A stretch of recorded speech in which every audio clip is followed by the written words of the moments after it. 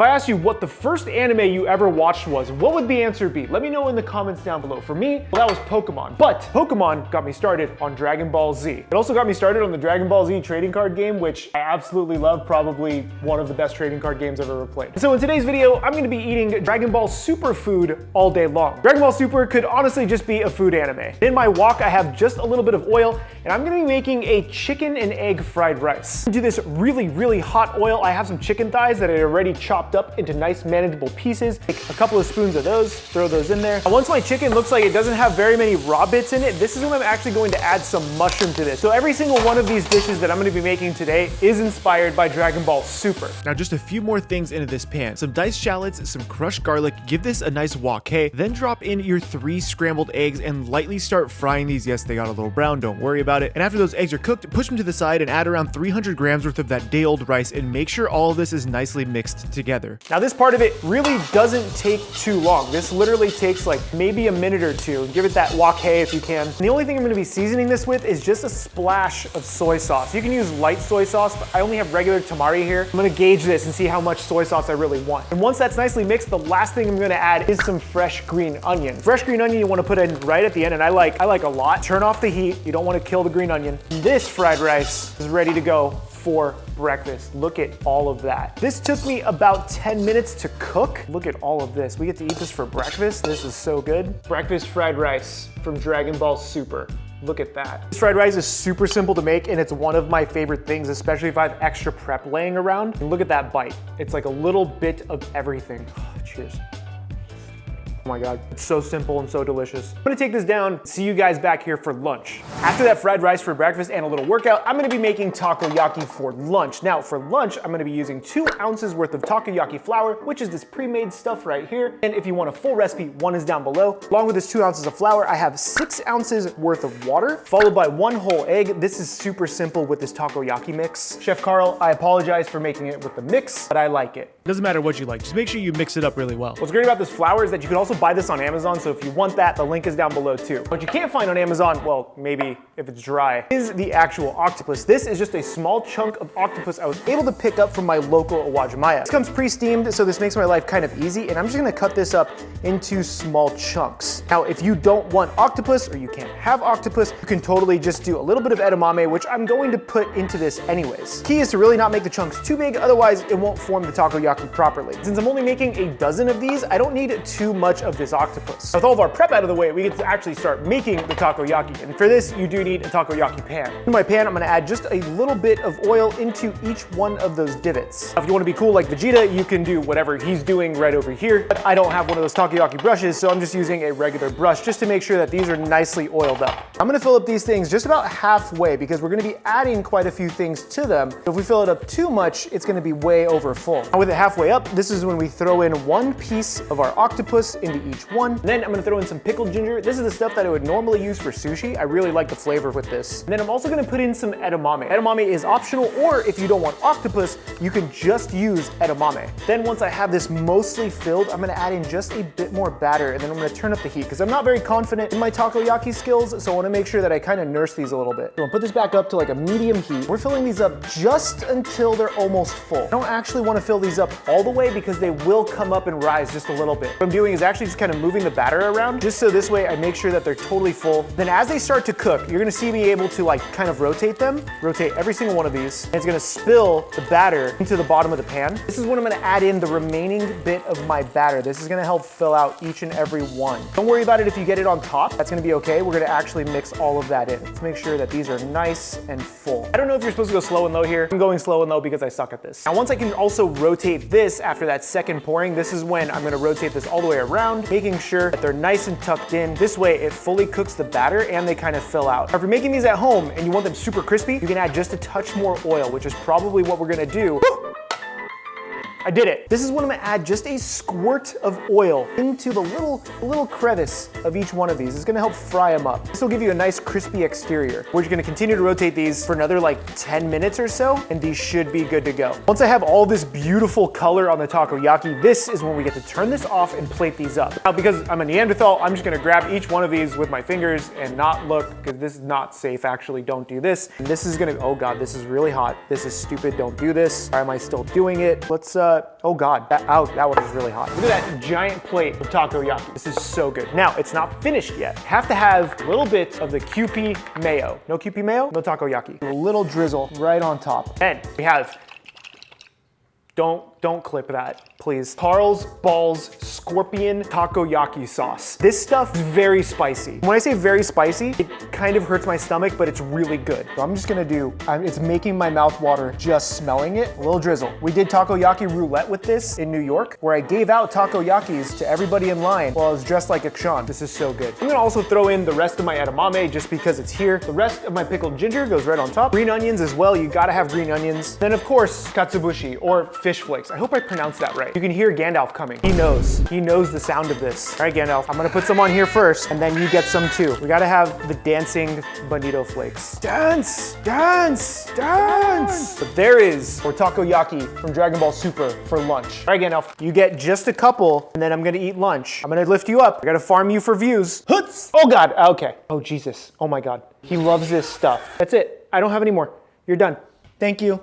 Smash like. Of course, we do have to eat these with chopsticks, not just any chopsticks. Chopsticks from Universal Studios Japan. All right, I'm having some lunch. Cheers. Oh, hot. Oh my God, it's so good. There it is. It's immediate. It's immediately spicy, but it's so good. Creamy, a little bit of crispy bits in there. Very hot in the center. Then you have the chew of the octopus. One of my favorite street snacks. Not gonna lie, after all that takoyaki, my stomach does not feel good from the amount of spice in that, but we still have to make dinner. So into my blender, I'm going to combine 2 cups worth of coconut cream. Now this, I'm adding in just about 1/2 cup of heavy cream. And you're probably asking, Paul, what the hell are you doing? Well, I'm making this dessert that beerists seem to absolutely love, and it's probably close to a strawberry ice cream. In this case, I'm gonna be making a coconut strawberry ice cream. This is gonna be kind of interesting because this is a technique that I used a long time ago where you take coconut cream, heavy cream, a little bit of honey to sweeten it, blend this thing up, and it's gonna get nice and thick. This is an easy little trick that you can use to make ice cream without using an ice cream maker. We're just gonna mix this real quick. Now once this is blended, this is what I'm gonna add some xanthan gum. Xanthan gum is going to help thicken it and give it that really nice ice cream-like texture. I like to start off with about just 1 teaspoon worth of xanthan gum and then blend this thing up one more time. Now after adding that xanthan gum, this thing should be thickened up. You can see the difference in that liquid. It's kind of gummy. That is from, well, that's from the xanthan gum. This is when I'm going to add in a bunch of strawberries. Now we're gonna blend it for about a minute at high. This is ready. I'm excited. We're gonna take all of this blended strawberry coconut goodness. We're gonna place it into a nice metal pan. Look at how thick all of this is. That is gonna be so good. I'm gonna drizzle just a little more honey directly into this because then maybe we'll get like a nice honey swirl or something on the inside. And we gotta tightly wrap this thing and we're gonna place it in the freezer for the next 2 hours while we finish up dinner. Alternatively, I guess I could have made this yesterday. In the freezer it goes. So while that's going, we're gonna start making some bao. For the bao, we need some curry chicken filling. So in my pan, I have about 3 tablespoons worth of butter, along with a really nice curry spice mix. It's actually from a company called India Tree out of Seattle, so they're really local, and it's just a curry spice blend, but you can also make your own, like I did for the Nikumi pineapple fried rice. If you want that, that's also down below. We're just gonna cook up the curry with the butter, get it nice and bloomed, get a nice toasty flavor. After just about a minute, this is when I'm gonna start adding in some all-purpose flour to start making my roux. I wanna cook this until where it's kind of like not a blonde roux, we want kind of a brown roux here. To continue mixing this just until all of that butter has absorbed that flour. I'm actually gonna turn the heat off here because this pan is ripping hot right now. Once I have all of my flour and my butter combined, we are Captain Planet, and this is when we move all of this roux into a separate container. Captain Planet, he's a hero. Gonna take pollution down to 0. Now we're gonna start cooking up our chicken. A little bit of oil goes into the pan alongside the rest of the diced chicken thigh. This is like 2 pounds of chicken. Not gonna need all of this, trust me, but I'm using it because I want extra. I should have prepped the onion before doing this, so we're just gonna move this here. I'll be okay. I cut up this onion real quick. I just want a nice small dice on our onion.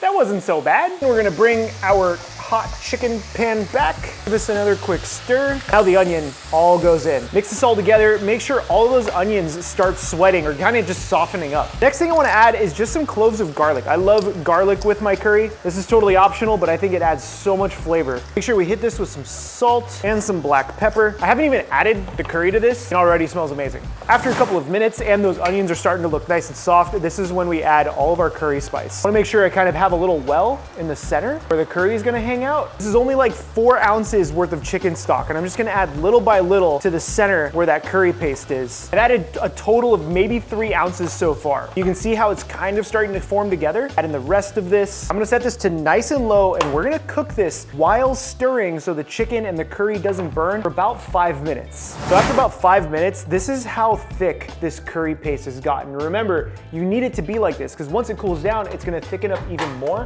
and you need it to be like that to put inside that bao dough. Otherwise, it'll just run all over the place, and that's just not fun for anybody. We're gonna take all of this mixture, we're gonna place it onto a sheet tray, spread this out, and we're gonna let this cool at room temperature for like 30 minutes before we put it in the fridge to completely cool it down so we can use it for those bao buns. Now, the bao dough is actually very, very simple, and this recipe comes courtesy from my friends over at Chinese Cooking Demystified. Into my bowl is 250 grams worth of all-purpose flour, and into a measuring cup, I have 2 grams worth of active dry yeast. I'm also going to add 5 grams of sugar to. I'm gonna make sure I stir this together relatively well, and we don't really have to let this bloom. Now, into my flour, we do have to season it. I'm gonna use 1 gram worth of salt. Then we're going to slowly start adding in our water to our flour. We wanna do this nice and slowly so we don't develop too much gluten. We're basically just forming the dough right now. This is gonna give it a nice crumbly texture to start, and then we're gonna finish kneading it. Now, once you have all that liquid in there, it is going to start to clump up, and when you can't really stir this with chopsticks very effectively anymore, this is when we're gonna start working with it. Once you're able to take this out without anything being left in the bowl, now we can start kneading this on the cutting board. And we're gonna do this for about 8 minutes. 12 seconds later. I couldn't be bothered. I got like 3 minutes in and I was like, let me just use the mixer. Now I can enjoy my coffee.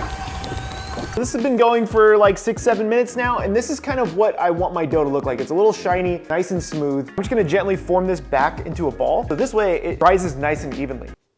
Beautiful. This goes right back into our bowl. Throw a lid on it, and we're gonna let this hang out. Second item today is gonna actually be yakiniku. I'm gonna be starting off with about 1 tablespoon worth of rice vinegar, about 2 tablespoons worth of soy sauce, 2 tablespoons worth of mirin, and then about a tablespoon worth of sake. The next thing is just a pinch of sugar to sweeten it, and we're just gonna simmer this just until that sugar dissolves. Now, once that sugar has dissolved, we're going to actually add in just about a half, maybe like 1 tablespoon worth of miso. Turn this thing off, give this a nice mix, making sure that all that miso gets nice and dissolved in there as well. Oh, that's in my eyes. Oh, good. And finally, just a little bit of our bonito stock. This is gonna go right in there as well. And we're gonna let this sit. This is your opportunity to also try it. Make sure if you want anything else in it. Oh, I love that. Before we put it on the stove, I'm gonna throw a bunch of sesame seed in here, and then we're gonna let this steep. Now, we're gonna hang out on the stove. What else do we have to do? We have to start rice. I never started rice. Goku can't have a meal without rice. After starting the rice, it's time to get our bao ready to go as well. This has actually been resting for almost 2 hours, and I don't think it's gonna get any bigger than this. So what I'm gonna do is we're gonna punch down this dough, then we're gonna start portioning everything out. And this is gonna be super simple. I'm gonna sprinkle just a little bit of flour on top, throw this down, boom. And I'm gonna portion these out into about 50-gram portions. So this should give us maybe like 6 or 7. Let's see what this weighs. This is 49. Look at how small that really is. So I was able to actually get 7 portions of my bao. This is when we start forming these. The way I like to form these is if I have a little bit of extra, like I do for some of these, I'm gonna take the bao and I'm gonna fold it in over itself. We're actually gonna do this with all of them anyways, but this helps trap some of that dough. Do one of those, and then you just kind of roll it a little bit. Not too tight. There's your first one. We're gonna repeat the process with all of these. There are all of our beautiful pieces of bao. Now the next thing we need to do, because we can't just use these as is we're gonna press these down and we're gonna start rolling these out. So we're gonna do our best to try to roll these out. Now there is kind of a technique. And that technique is actually using the end of the rolling pin to slowly and carefully roll out the edges of that dough. You wanna make sure that you have a little divot in the middle. This way the dough cooks evenly because you'll have a thicker portion in the middle that's gonna hold all the filling, and then you can use the outside to make your little crimps later. Kind of want something like that. So where there's like a little nipple of dough. Now we're just gonna do the process for all of these. All of my bao rolled out, and you can see that each of them have kind of like that nipple going on, and now we have to fill it with the chicken, and the chicken is right here, and you can see how different it is once it's cooled down completely. We're gonna go with about 50 grams worth of filling into each one. I'm doing like almost a 1-to-1 ratio of filling to dough, and I'm really bad at this part too, where you have to like pleat it. I'm just gonna try my best. You're supposed to like stuff the center. It already feels like a mess. Constantly pushing this towards the center while making additional pleats baskets. Once I kind of, I guess, have this shape, this is where I pinch the top and give it a little twist. And I guess that's not terrible. I mean, that's not half bad. I'll accept that. I also have some squares of parchment set out, ready to go, because this is how we have to cook these things. Now this is going to be placed in one of these steamer baskets, making sure that I eventually have room for all of these. So let's go ahead and knock all of these out. Here's my 8th bao, because apparently I can't count. And what we have to do is actually stack these guys. And these are on a little bit of parchment paper to help them not stick to the bamboo. I have some water here that I slightly boiled and then brought down to a really low temperature. It's at like maybe 100 degrees. We're gonna let these hang out just like this with the lid on it for about 15 minutes, just so this way they start proofing. Then we can bring it up to a boil and start actually steaming them. While all this is going, we're gonna get the barbecue ready. With the charcoal done outside, we have to plate up a few things in a weird order. So I'm actually going to plate up our strawberry ice cream sundae. Cut up some strawberries ahead of time just so this way they were ready to go. We don't have a parfait glass, so I have a really nice beer glass right here, which we're gonna try to make as nice as possible by layering some of like the strawberries on the bottom, then getting quite a few scoops of our ice cream. I just ran my ice cream scoop under some hot water just to make this a little bit easier. Oh yeah, that's solid. That's not working how I wanted it to. Now, unfortunately, it's not exactly an ice cream-like texture, but I'll do my best. I may have to let this hang out for like another hour. We're gonna hack at this for a bit. And by a bit, it was only like a minute to get all of this ice cream laid out into this thing. I wanted to make it look as presentable as possible, but it was kind of a mess. Once I have it here, we're gonna line it up just a few more strawberries just around the rim. The ice cream, a little granular, just from not being spun in a traditional ice cream maker, but that's okay. Gotta do what you gotta do sometimes, since my old ice cream maker has actually died. I'm gonna keep this in the freezer just until we need it, but I do have some whipped cream for this too. I have all of my bao buns ready to go. Let's take, oh my God, they're so hot. They're a little flat, but they did cook really nicely. We're gonna place all 8 of them on this plate so it looks glorious. I have been sweating all day for this video, so please get subscribed for more. Okay, we're only gonna do 5. We'll do 5. We won't do all 8. We're just gonna keep these on the stove over that low heat just so that way they can stay warm. Look at those buns. Look at those buns. They're like Goku's buns. I also have a bunch of rice that I cooked up because obviously it's Goku, you gotta have rice. Now we're all gonna go outside together. So this is my front patio, which is not the most convenient place to actually film this because we're doing construction next door, but I mean, we're just gonna go in because I'm starving now. I have myself a little bit sukiyaki style beef. And because these are super thin, they cook very, very quickly. So I'm gonna throw like 5 or 6 pieces of this right onto the grill. And honestly, by the time like I put the first one on, it's pretty much done. While that's finishing, I'm gonna have a bite of my curry bread or my curry bao.